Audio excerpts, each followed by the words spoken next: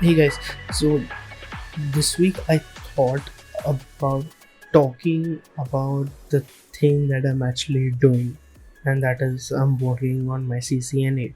So, specifically, I thought about talking about the process in which I'm studying and going about the process of studying my CCNA. And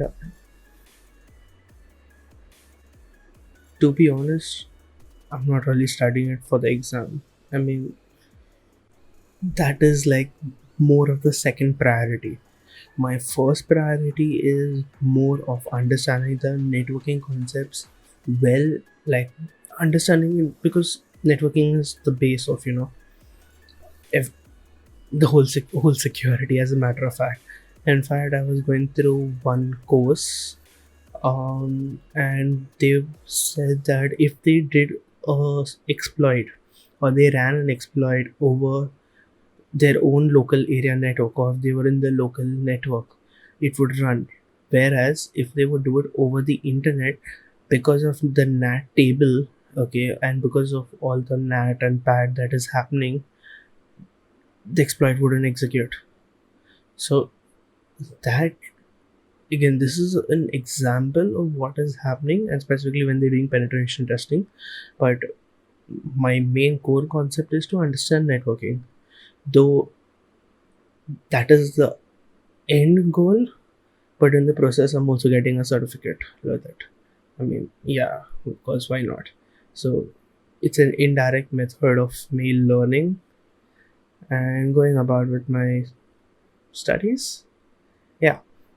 So here's the process that I followed. So I initially start off, just started doing took out the PDFs, started doing one chapter at a time, and that got me to around 8 chapters. There are in total 49 different chapters slash modules, however you call it. Okay, and I couldn't go past 8.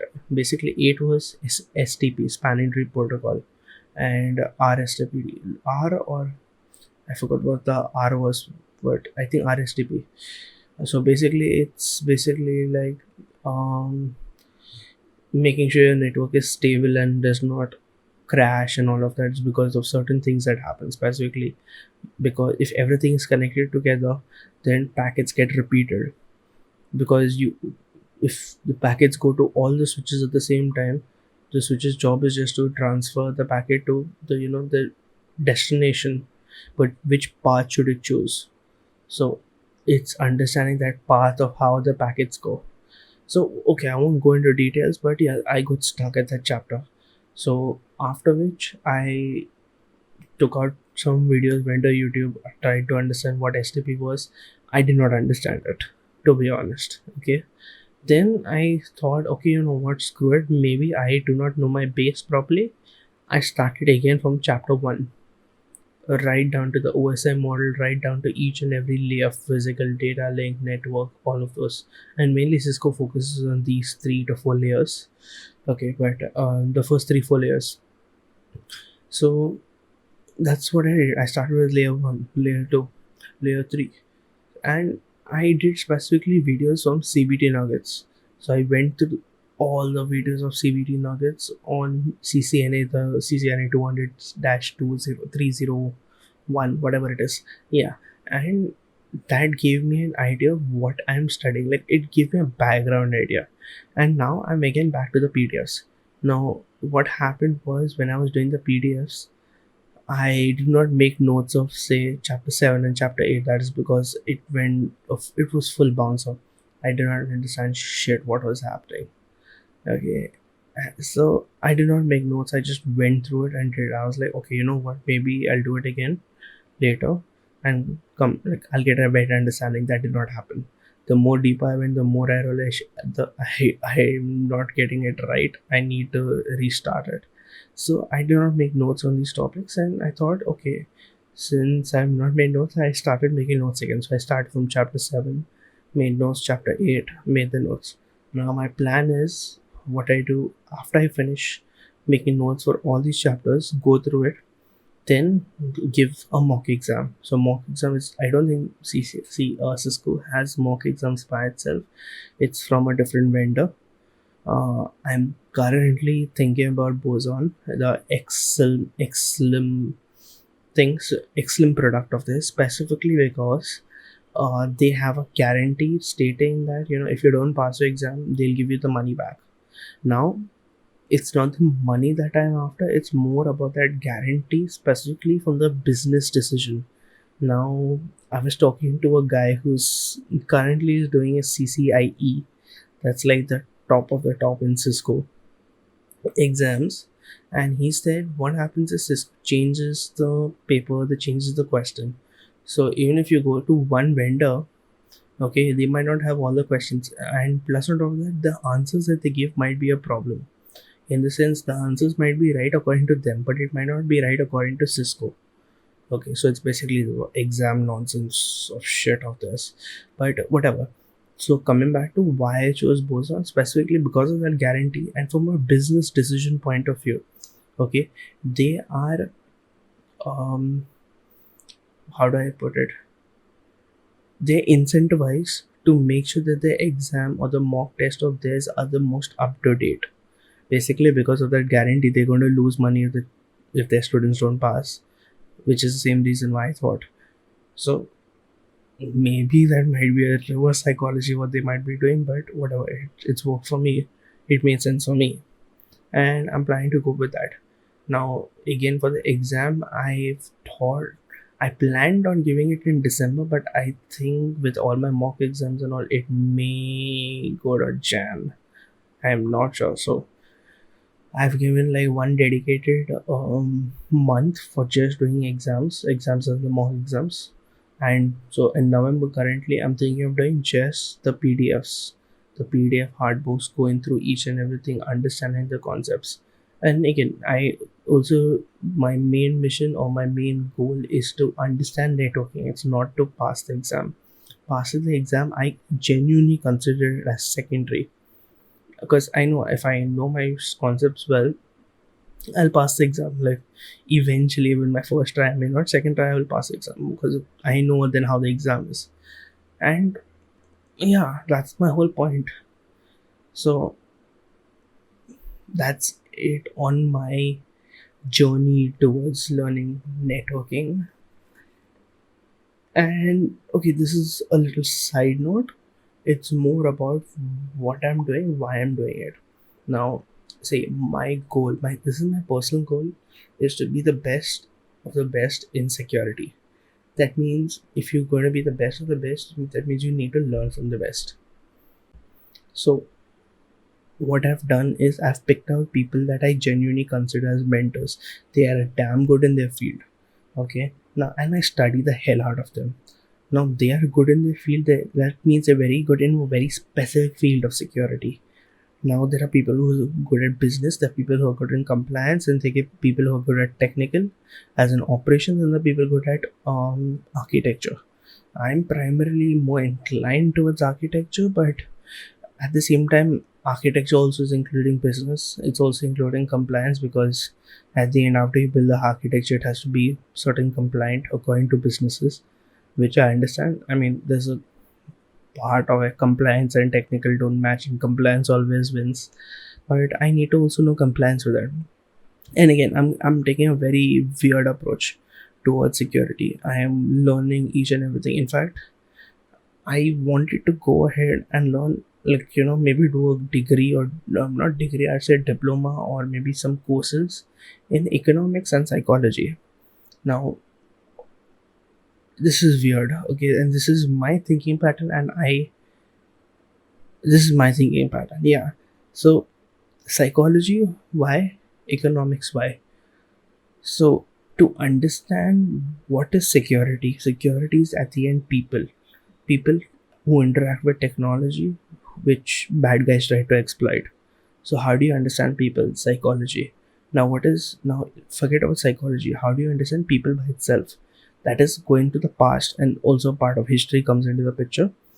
And this is so I like exploring, I like understanding why things happen. So why does Now, my curiosity is, why do people behave in a certain way? Example, why do we find something easy or whatever? Basically, it's why. Okay, and I want to understand the human mind for that reason. So, why do humans behave in a certain way, and how can we as security professionals do things in a way that makes it easier from a security point of view, but at the end, from a human point of view, to execute the task or to execute the job? Because you can have all the security in the world, and trust me, the system will not be usable. And that's a problem. We need to find a balance between both. In fact, I was reading about the domains of security, and weirdly, there's a security UX, that is user, I think, interaction. So how the user interacts with the app, how the user interacts with the website securely. And again, that's also part of psychology, which, I mean, a behavioral psychology, which I am trying to understand how humans behave, why they behave. And the second part was economics, because economics, you can see the big picture by taking a step back. So basically, by taking a step back, I can understand where the security industry is going towards. And that is why I wanted to also do, maybe, I don't know, course or degree, or I don't know, I maybe not degree, it's too much time for a degree, I don't have that much time to give. But yeah, do a course maybe in economics also. And I actually like economics, it's pretty good, by the way.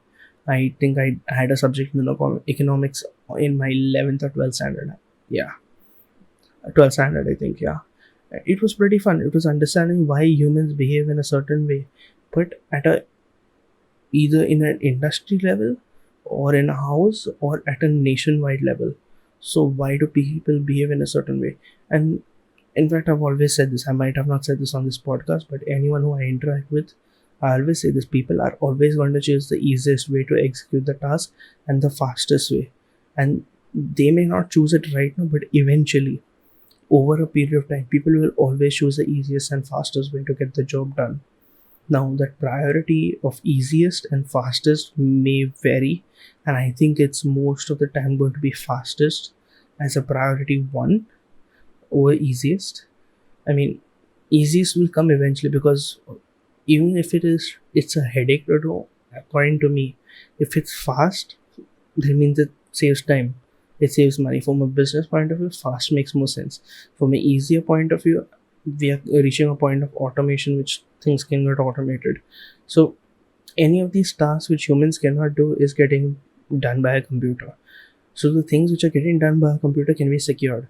But at the end, if a human comes, gives his access key, gives the password, opens the door for the intruder, you as a technical guy cannot do shit. Okay, you can put all the defense mechanisms in the world, all the sims, all the alerting, but your intruder's already in, he's already causes damage what he needs to.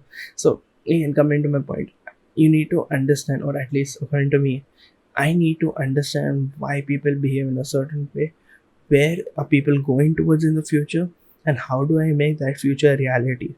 Basically, coming out with my own products, or helping people reach that particular stage which I want them, and then yeah, whatever, charging for them.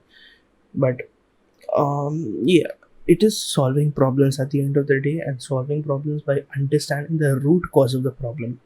Many times what we do, we just learn things for the sake of learning. Like, I'm going to pick on the security industry for this, especially the script kiddies. You blindly apply scripts without understanding. That's what causes the problem.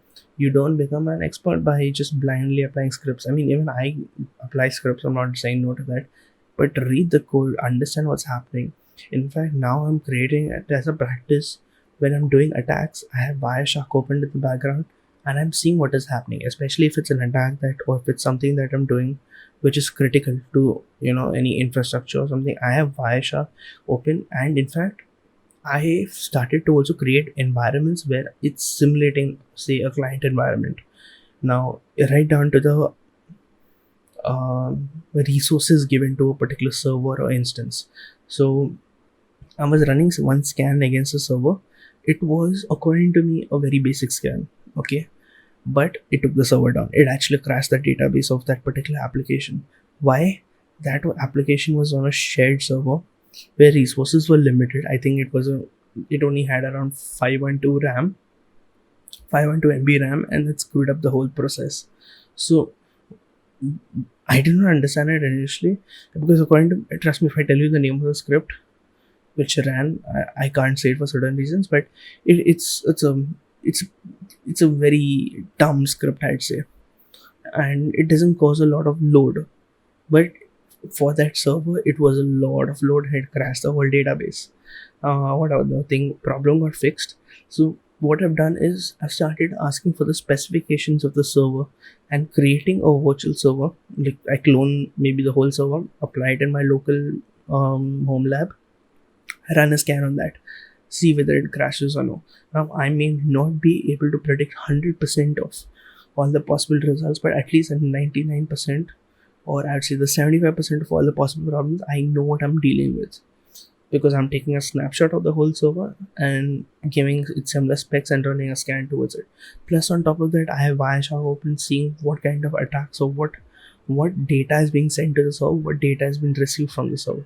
So I encourage you guys to even do the same thing.